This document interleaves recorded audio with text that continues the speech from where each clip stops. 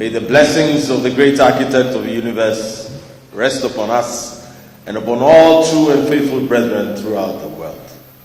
May brotherly love prevail and every moral and social virtue cement us.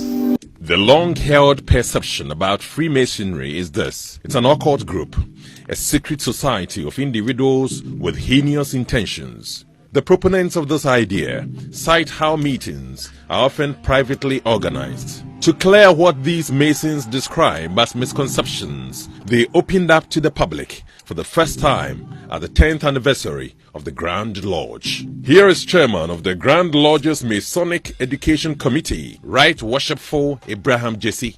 The misconceptions you have been hearing, they are not true. We don't kill other people. We don't drink blood. We are not an occult organization, but an organization of very decent and respectable men. That is why you find that all over the world, and Ghana is not an exception, some of the people who are serving this country in a variety of situations are Freemasons, whether in government, in opposition, in industry, in the clergy, in the health sector, agri sector, every sphere of human endeavor. So we are not an occult organization. Grand Master of the Grand Lodge of Ghana, Most Worshipful Naval Captain Retired Kojo Adunkwa Buta, explains envy is the reason for what he describes as fallacies about their brotherhood. Well, people envy us. One, because they cannot join, they don't know what we're doing, and they stand back. They want to see that they can also dress like this and come. They can't. So they got to tag you with a bad name. But you see, as I've said, there's nothing evil going on. Just that we prefer to meet quietly behind. But over time also we realized that we must also open our act. Like tonight, we met you, the press, and we allowed you to ask us questions. And we answered to the best of our ability about what we're doing. And as we go on in the future, we'll be open more and more to discussing our things. And when, for example, we do charities in the future, we will tell you what we're doing so people know.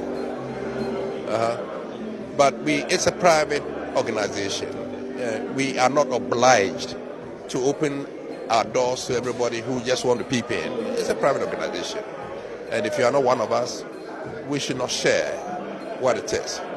But we assure you that if you have what it takes, time, maturity, and a little bit of means to pay the dues and things, then we take you in and we will apply the knowledge that we've acquired over the years running Freemasons to also help you develop yourself.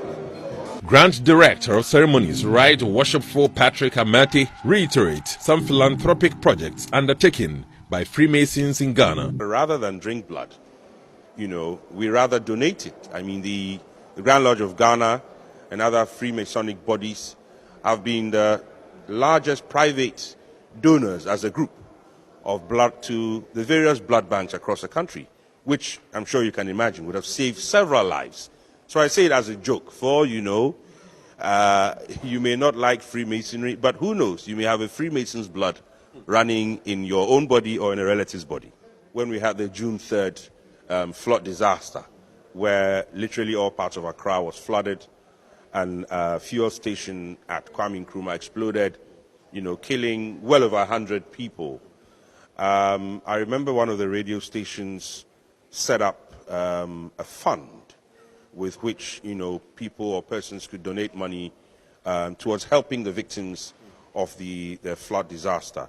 I'm proud to say that as a member of the Grand Lodge of Ghana, the Grand Lodge of Ghana was the single largest private donor to that endeavor, and we donated somewhere in the region of 85,000 Ghana cedis and other flood relief items such as food, blankets, and other things like that.